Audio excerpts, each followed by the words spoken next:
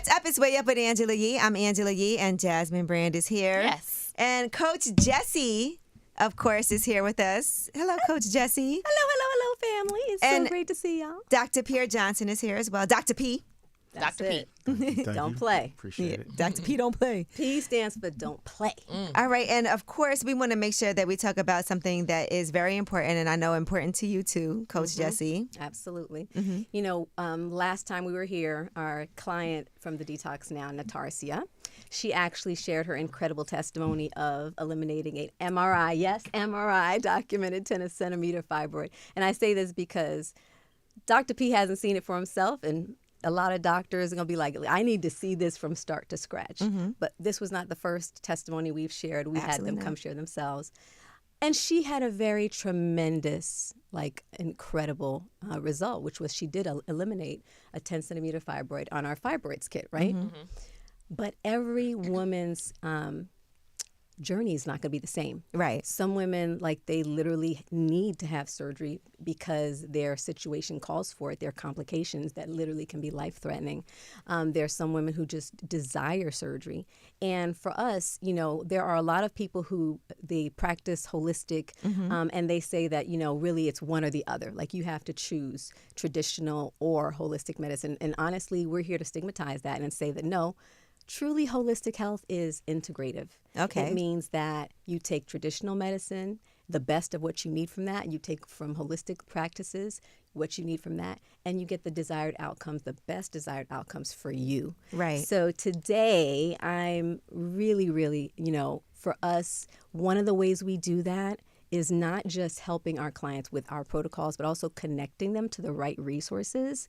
And that means helping to find the most incredible and very skilled and dependable people to partner with. Right. So I'm really excited about launching an exclusive partnership with Dr. P, who is really an incredible OBGYN.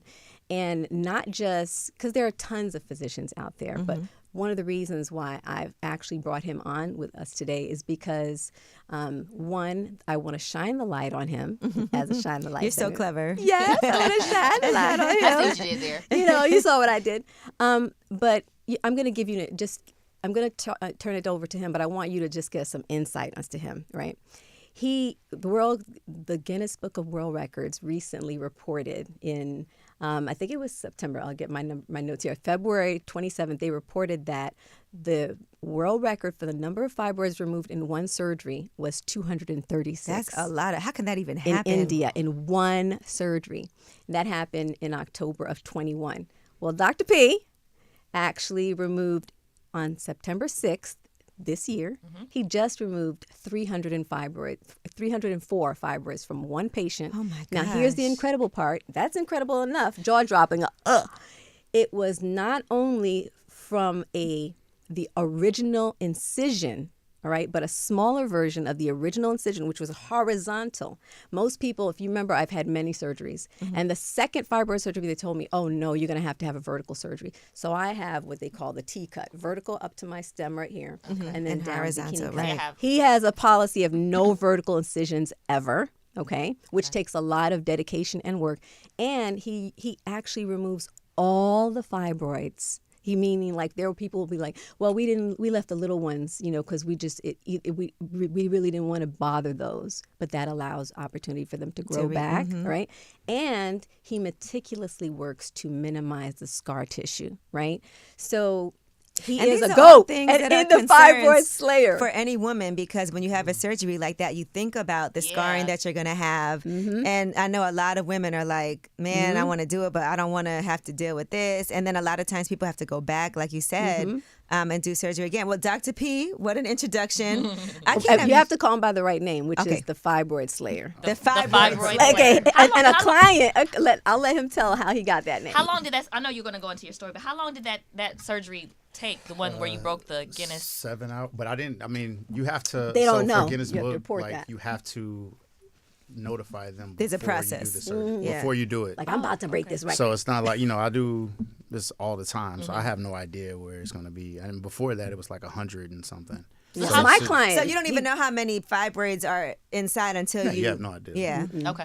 And so that's why, I tell people, like, we get enamored with like a lot of imaging and things, but on ultrasound MRIs, they're only going to mention the ones that they feel like mentioning, like the big ones. You'll never see an ultrasound or MRI that says 300 fibroids or 100 fibroids. It'll be like 5 or 6, and then you don't really know what it is until you actually get inside. And then it's from that point, it's like, how dedicated are you to removing or just being diligent and removing everything? And most people, they won't.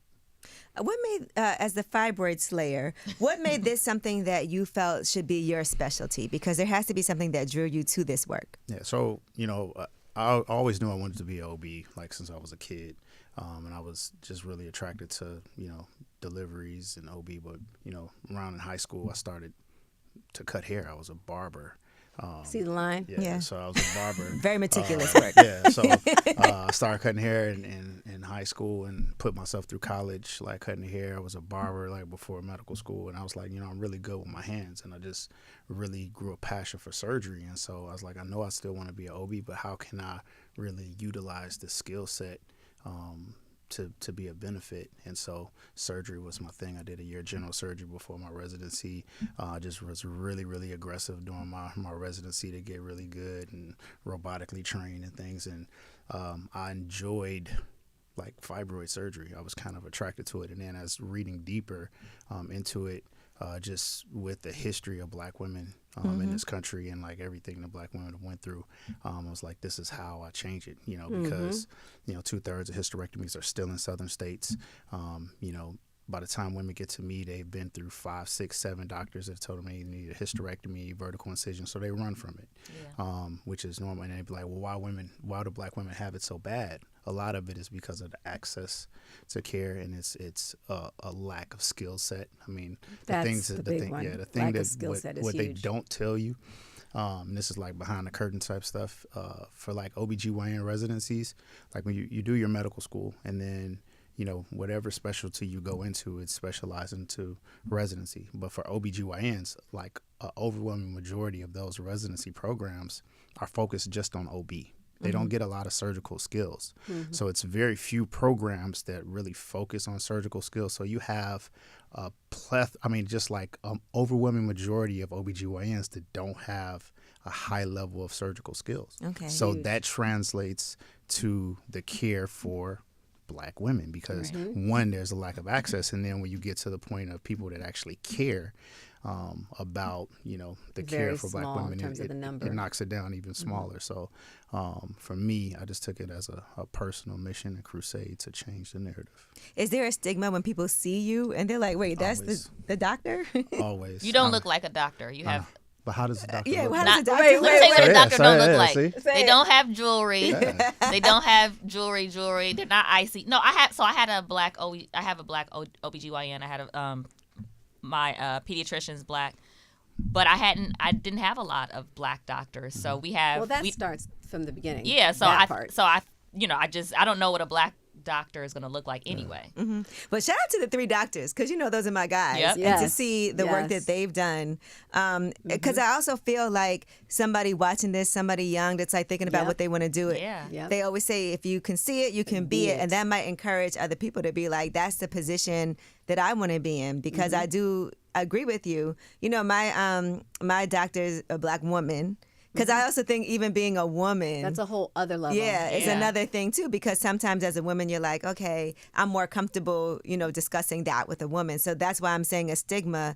That's like both of those things. Yeah. You look like us, and then you look like us. You hang out with us. I mean, it is, yeah. It's a stereotypical narrative. It's like and that's a lot of it. We go to the thought of white men, or like you're supposed to look this way, and that transcends on the the mentality of our country.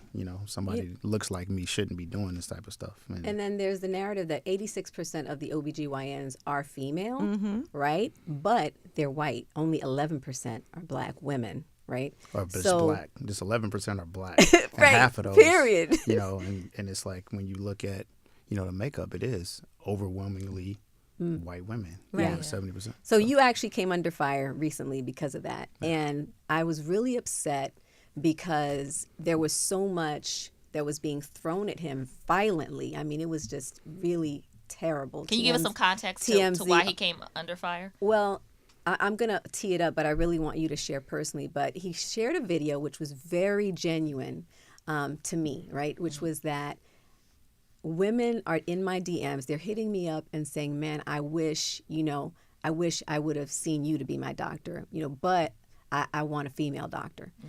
Or they're sending him, after they've had surgeries that were botched up, sending him messages like, well, what do you think, right? So clearly elevating him as the GOAT, the person they really want to check in with, but not seeing him directly because of hangups around wanting a female doctor, right? So his perspective was, I just need some insight as to this. Like, if you would, no matter what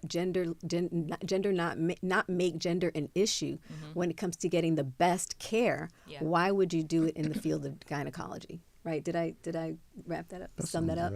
Yeah, I remember seeing that. I remember seeing everywhere. that video. Yeah. So, but it was nasty. So let's hear from your perspective.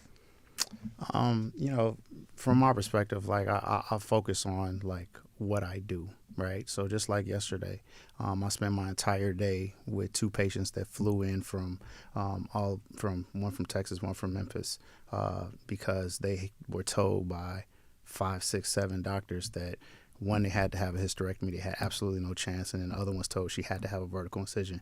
So this is a woman that has already had 2 myomectomies. She's had a UFE. It's been told so much misinformation. She's never had a child, and she's went through all of these things and finally come to me. So what people don't see is like that's my practice is based up of women all over the country that fly in for surgery.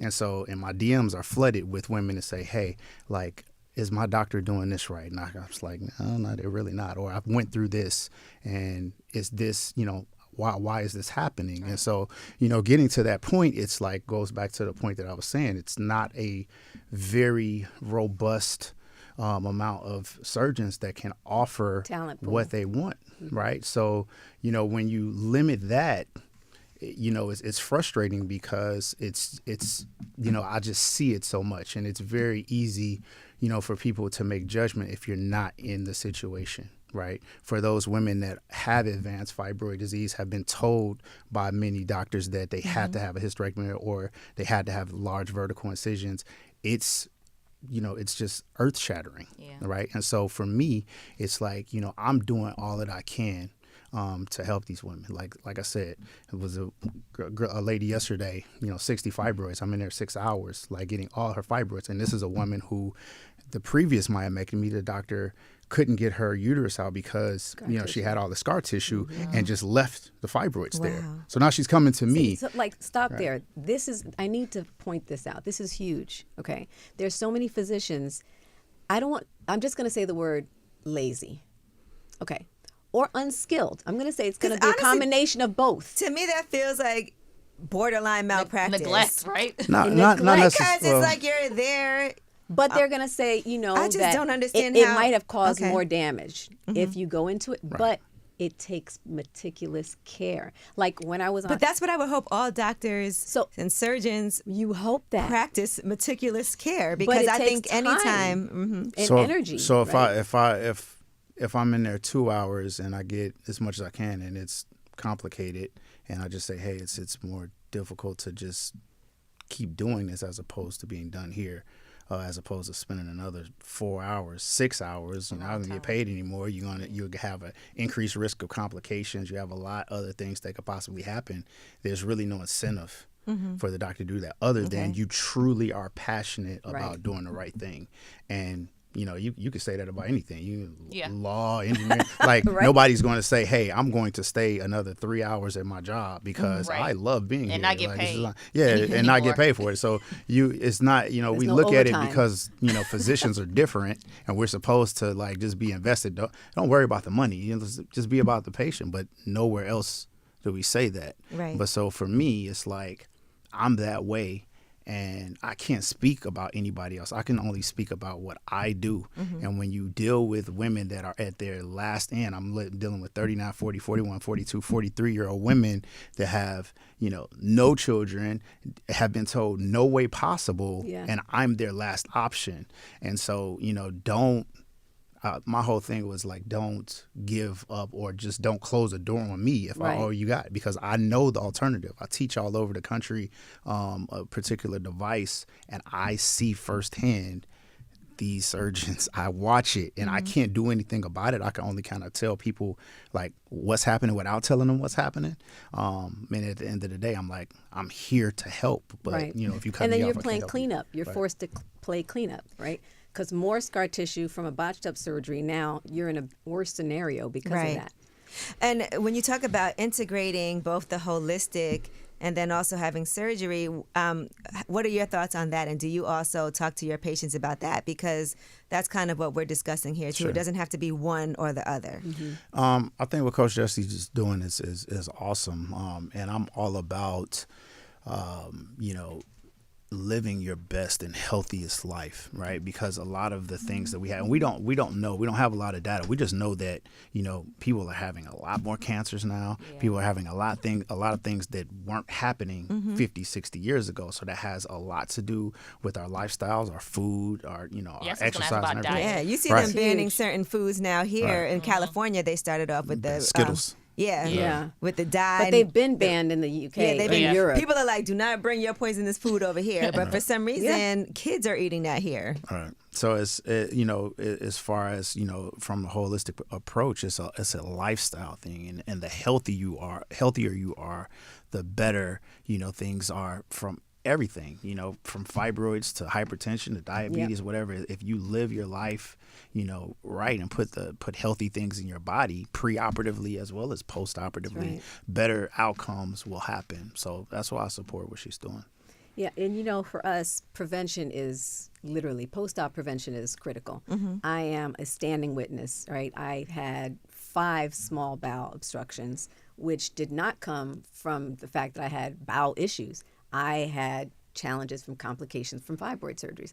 I wish I had a Dr. P in my life, because he would have done the work from the upfront if I was going to have surgery to help minimize the scar tissue so that it snowballs every time you're opened up. It becomes worse and worse. And, and that's the meticulous attention to detail. That's the attention to detail. So like when I perform surgery, and I tell my residents, because I teach, I tell them, like, imagine yourself on this table.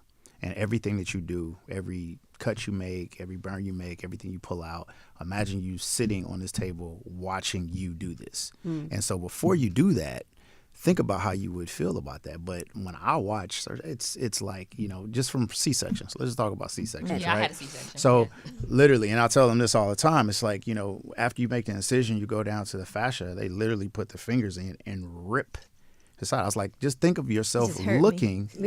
So I never do that. So I teach them meticulously take down the peritoneum and then get to it, right? And then put everything back, just like you found it. Right. Just like you found it. No, I promise I've been packed wrong. About it. So recently, I know it came out recently, the medical examiners reported that Lisa Marie Presley died of a small bowel obstruction, right? And that was it was from a bariatric surgery.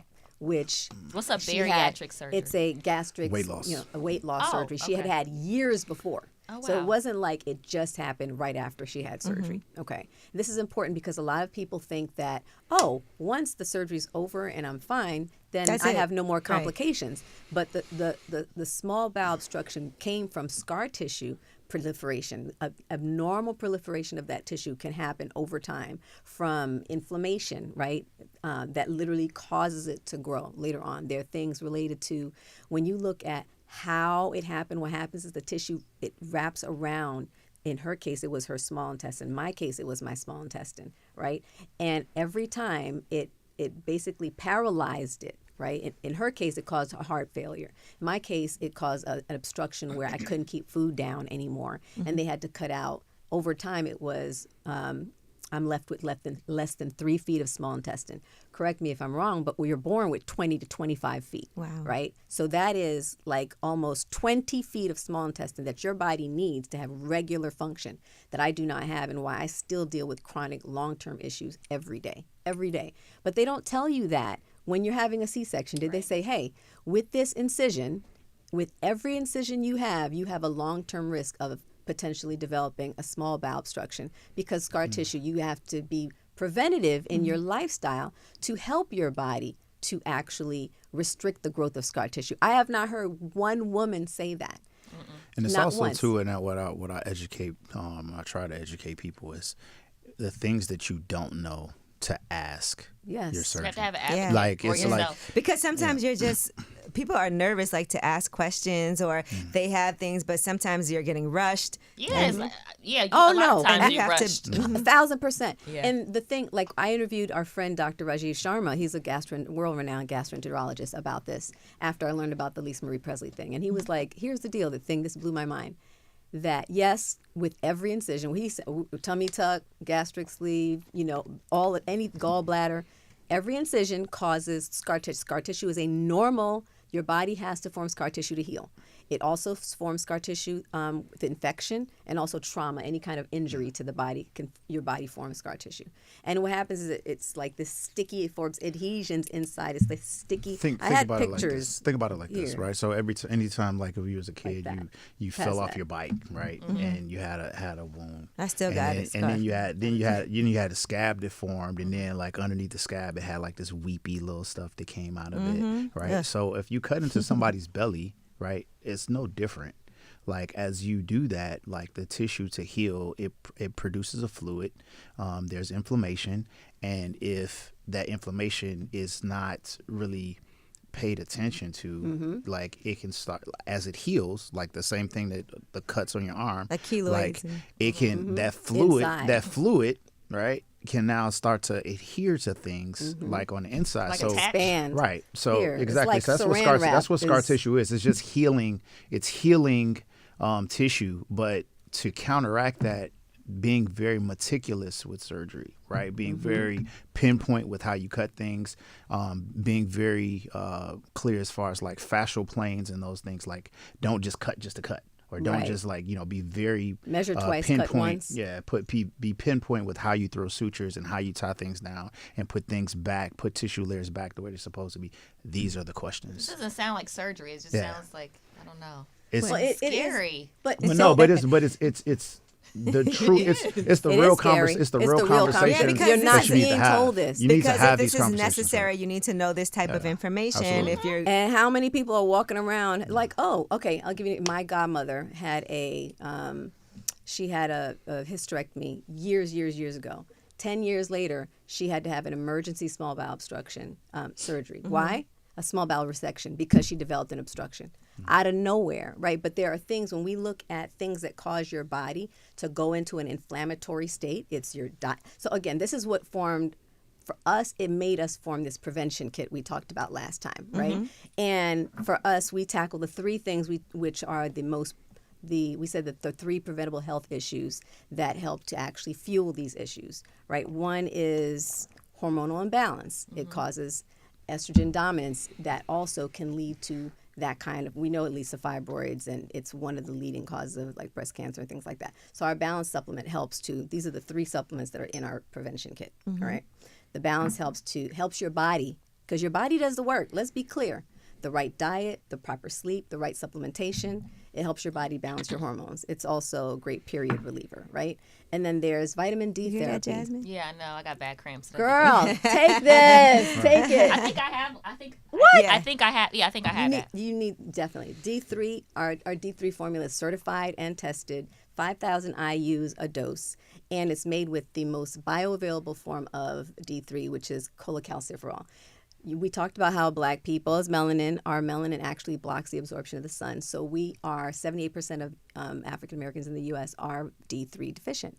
So this is actually, recent studies have shown that D3 is actually the number one hormone your body uses to fight inflammation and tumor. And it also helps with hair growth, because it helps regulate the growth hormone, and insomnia, which is important for your body, again, to have homeostasis. And then the last one is our MASS supplement, which is literally what we call it attacks chronic inflammation, because it helps your body control levels of chronic inflammation through your immune system. And for us, it's like, if you take the most strategic way of targeting your body's ability to prevent, right, chronic inflammation, balance the hormones, D therapy. These are three things that if you target those three things, your body's now in a better state to help your body heal post-op, as well as to prevent on the front end, right? Because when we look at as the things that as Black people we're most affected by, chronic stress, it literally upregulates everything we're talking about, right? When you see these sisters who are in these terrible situations, it's Black women.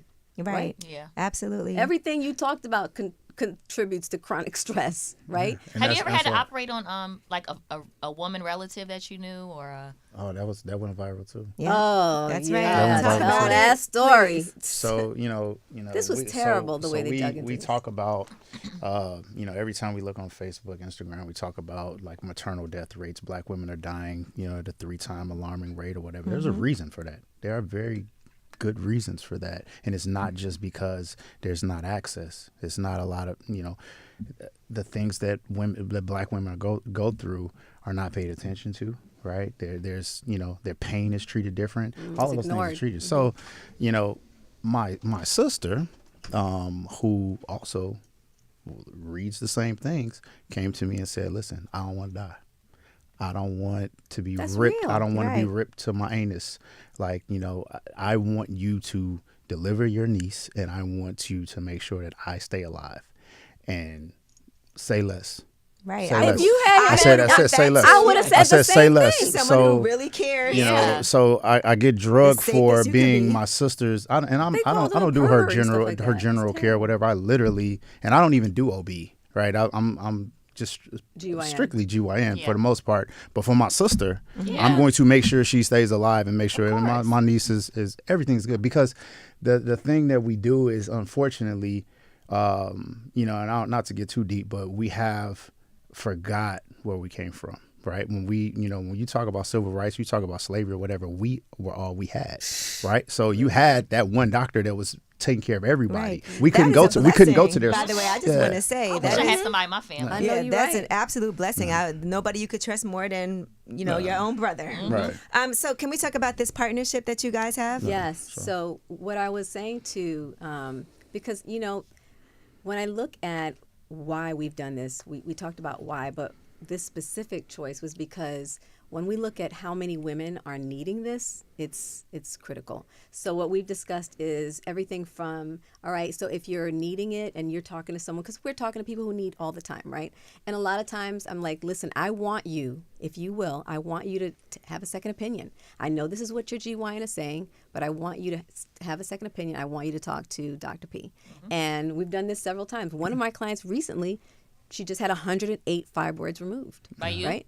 Yeah. I referred her to him. It's Right. Everybody else wanted to do a I gotta see hysterectomy. some. Because Coach Gessie is not going to just tell you, change your diet, do this. No. It's sometimes it's more than that. And With you know how many 108 people? fibroids? It's so widespread, these issues with Black women, that all the time I'm always sending people to Yeah, Coach you're always Gessie. sending people to Coach Gessie. Yeah. It's true. Yep. She'll text me. And then afterwards, we do the post-op support for helping them with the prevention, right? Okay. And on his end, it's just kind of like, hey, do you want to have? Well, I won't speak for you. Yeah, it's where you're at in life. If you are at a point where you have advanced fibroid disease and your quality of life is diminished, or you're at a point where you're really at the last end of your Danger. reproductive years and you need to have answers for your fibroids to get pregnant, you need immediate answers. That's Right. You have to do what you have to do for what you have to yourself. do. So that's me, and I don't push surgeries on people. I give surgeries. I provide that option for women that need it. Every woman with fibroids does not need surgery. There are 80% of Black women have fibroids, right? That means 8 out of every 10. Not all of them need surgery. Literally, like a quarter of those have advanced fibroid disease or fibroids that are significantly Which is still impacted. a huge amount. I Yeah. just Yeah, want to say it that's is. still a huge amount. Yeah. Well, where can people find more information?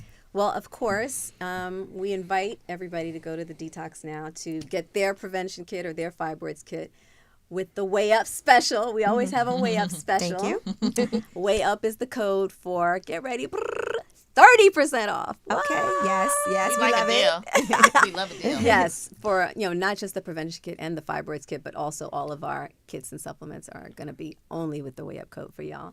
And he's going to be on our website, and we're going to make sure that as we're talking to people, that's how we're doing it, because we want them to know. Even if you've had someone, I've already, you want to have a baby right now, I want you to talk to Dr. P right away, because you're talking to someone who I don't know that I trust them, because I've talked to him enough. I've seen what he's doing enough to say, if he says that this is it, I'm going to recommend that that's what you do. Well, I love that you are now providing, because she has never teamed up with somebody like you. Special, brother. Right. And for me, it's my website is www.fibroidslayer.com. Right. So consultations, things, advice as far as like for fibroids, women that have been told, you don't have options. I break down all options, or look at your history and tell you honestly what makes the most sense for you, and it's not always surgery. I'm not pushing surgeries on people. I got plenty of surgeries I got to do. I don't need any more. I'm not pushing that. People like, oh, you're just trying to operate. No, I don't. I had enough. Trust me. And then it's Dr. P23, spell out Dr. DLCTORP 23 on all platforms. Pierre Johnson MD on Facebook. All right. Well, thank you. I love this partnership. It's Way Up with Angela Yee. Thank y'all so much. Way up.